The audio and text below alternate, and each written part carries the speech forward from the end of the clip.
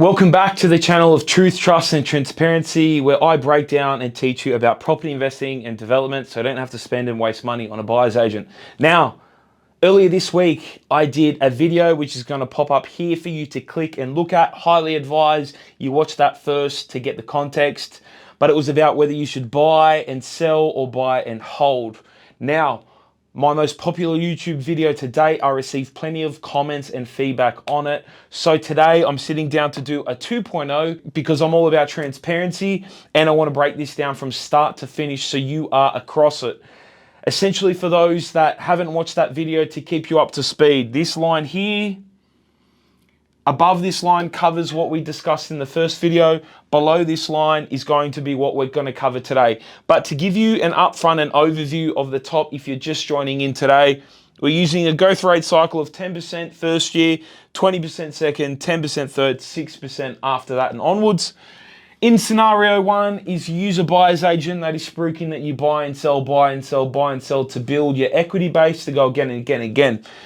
What we saw after you bought a $450,000 property, you rode it up the wave and you sold at the peak of the market when it was doing those numbers for $600,000 in 2 years.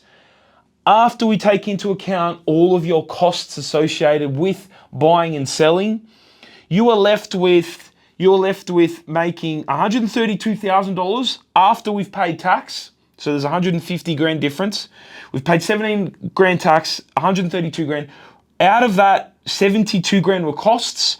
So we made a profit of $60,000 in 2 years, leaving us for video two in a position of $105,000. So one of the feedbacks in one of your comments was, I didn't take into account the deposit that we put into this deal. Sure, 45 grand deposit, plus our $60,000 profit, leaving us to start this video in scenario one with a cash position of $105,450. Cool. I'm going to make the assumption that you at home, if this is your scenario, in the 2 years' time that has elapsed for this particular deal, you're going to save $15,000 and we're going to put that towards the deal. So, scenario one, you're starting at $105,450 and 15 grand. Let's go over to scenario two, so we're on the same page.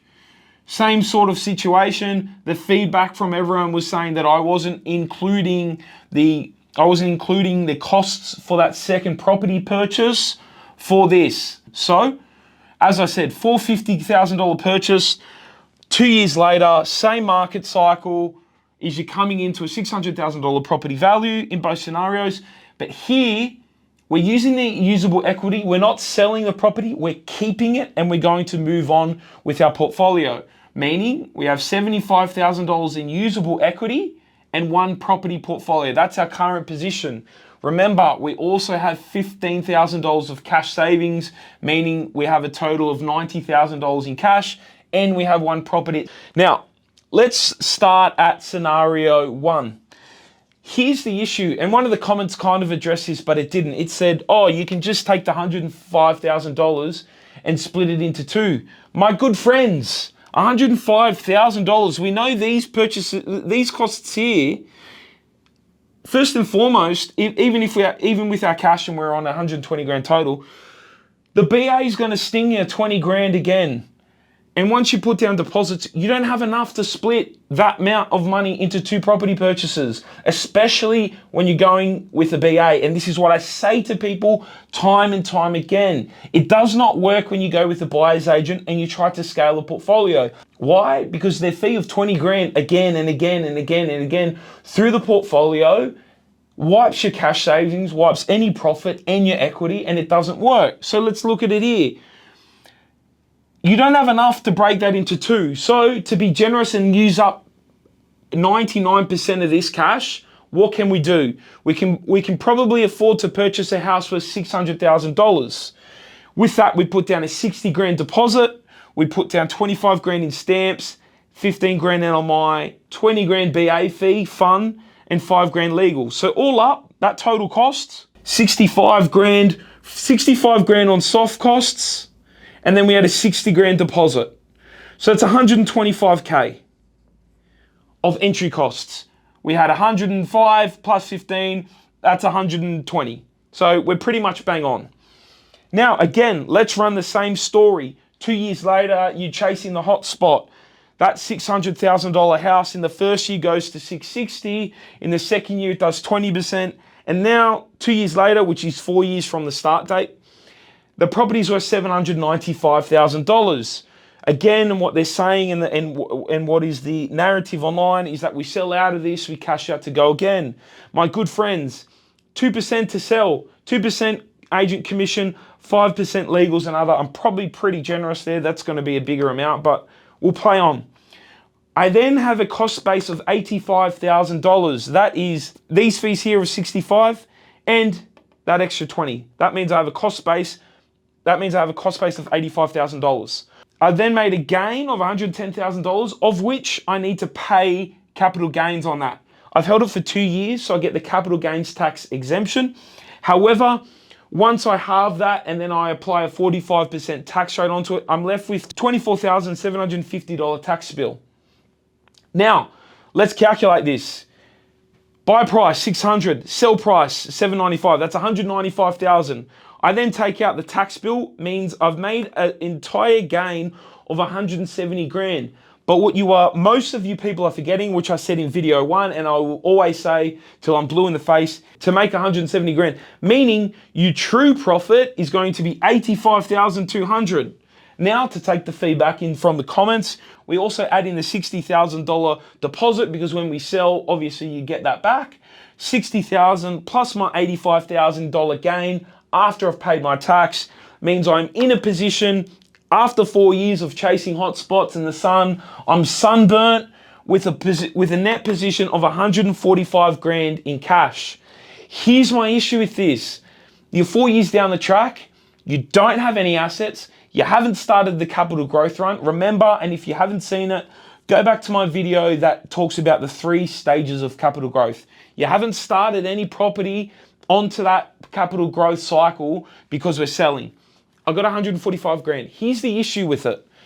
As we've seen up here with how much it costs for this position here, or how much it costs for a property of this, or a property of this cost, I'm left with a position where I still cannot afford to split that into 2 properties unless I come again with cash. I have 145 grand. I can't split that. What are you going to do? 70 grand each? $70,000, 20, 30, 40, 50. There's 55 grand worth of other expenses on a $450,000 purchase. So I can't make that up. You'd have to go into the 2s or the 3s, which comes with it a extra layer of risk that I wouldn't advise many to delve into to be able to buy 2 from that. So we're pretty stuck. We're finished there with 145 grand after 4 years. Congratulations. You can go out 145 grand. You can buy your AMG. Now, the common sense approach, which I've said all along, is to buy and hold, withdraw equity out and go again. So we have 75 grand in equity and we have 15 grand in cash. Now, as I said previously, I'm trying to use just these 2, just the cash savings and the cash out of the deal. I'll do the same here. 90 grand is just not enough to get me into another 450 grand deal. So I'll be fair to everyone and I'll say I went into a $400,000 deal. $400,000 deal, 20 stamps, 8 LMI, 20 grand buyer's agent fee, legals of 5 grand, leaves me into a property 400 grand. Now, same growth cycle, 10% and 20%. In year 1, that does 10%. That goes to 440,000. In year 2, it goes to $528,000. Now remember, the loan is 475,000. Why? My purchase price is 400 and I've got this 75 grand of equity. Equity, as we always say, is not free money. That is a loan. So it means that the property is worth 528. The loan on it is $475,000, which means we're sitting pretty much bang on a 90% LVR. Now, here's the part that makes the most sense to me. In the background, this first property that we bought up here, that was worth 600 grand. Now, let's just say that that returns to the average market growth rate of that particular suburb, and let's say it's 6%. I've kept it as unbiased as possible, it returns to 6% after it's had its growth run. In the first year, 6% increase, it goes up to 636,000. In the second year, 636,000 then increases. This is the compound effect to $675,000. Now, let's have a look at where we are at the end of 2 years, like we did down here. At the end of 2 years, I've got property 1. That's worth 675. And then I've got property 2. How's that number 2, by the way? Then I've got property number 2 worth 528,000. I've got my 405 original loan. I haven't paid any of that loan down. And the equity that I've pulled out, I've put it against this property here because it's a 470K purchase price. So it's 475. So my overall position now is I've got $1.2 million in value in 2 assets. I've got 880 grand in debt, which is your 405 and your 405 and your 475, which means my total portfolio value is sitting at 73% LVR. I have 82 grand usable equity. Guess what, friends? If you're playing along at home, we can basically use this to get into the next purchase. Usable equity, boom, to go again. This is why scenario 2, in my opinion, makes sense. Because not only do I have usable equity to go again, should I be able to service that? Now, this just doesn't mean that you can walk up and purchase another property. Obviously, you've got to be able to service the 1.2 mil plus the rental income and your income, but you've got the usable equity there ready to go, and your LVR isn't sitting too high that will keep you up at night. Now, here's the beauty of it. When my $1.2 million portfolio, now that they return back to their long-term averages, grows at 6%, in that first year, I then earned $72,000 in capital growth. Perfect. And I've got $82,000 in equity. Perfect. I've got 2 assets that are baking in capital growth. One is 4 years along in its cycle now, and the other's 2 years along. Here, I don't even have enough money to get into 2 deals. So what are you going to say to me? Oh, yeah, you're going to put in more cash? Okay, I could put in cash there and do the same thing.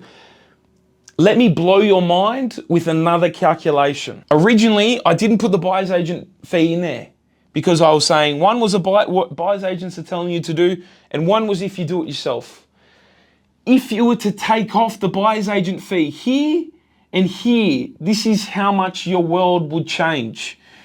This could have been a $500,000 purchase because the additional money you put towards your BA could have been taken off your deposit and all your other costs.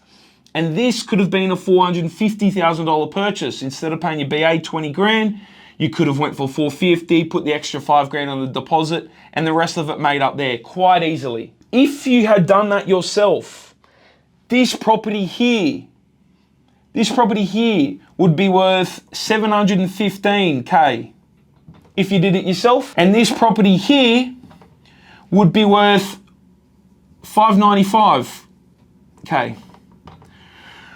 So then all up, you would have just over $1.3 million of portfolio value if you had done it yourself. There's 100 grand difference there now. So not only have you paid one price, 40 grand, but now you start to pay the actual price that people don't see on paper. Is that $1.3 million portfolio. If you had a $1.3 million portfolio and you had the same amount of debt, because our debt didn't change, we just used the extra money to take off the deposit, your LVR would be 67%. And here's the kicker. Ladies and gentlemen watching along at home, if you take one thing away from this video, let it be this. If you had done this yourself, bought 1 and bought 2 yourself, not paid the 20 grand buyer's agent fee, not only would your portfolio be slightly bigger, an extra 100 grand, but here's the kicker. Your LVR would be sitting at 67%, and you would be able to take out 165K of usable equity. So that is exactly why I didn't put the buyer's agent fee in there, because I knew where you'd end up. And look at this, 145 grand in cash, 165 grand in usable equity, and you're sitting on a $1.3 million portfolio. I mean, I could be dumb, but tell me in the comments which of these scenarios that you think is better, because I think there's a clear outlier here, especially if you do it yourself. If you do it yourself. Let me know. If I've missed anything, welcome to comment. I'll make a part 3.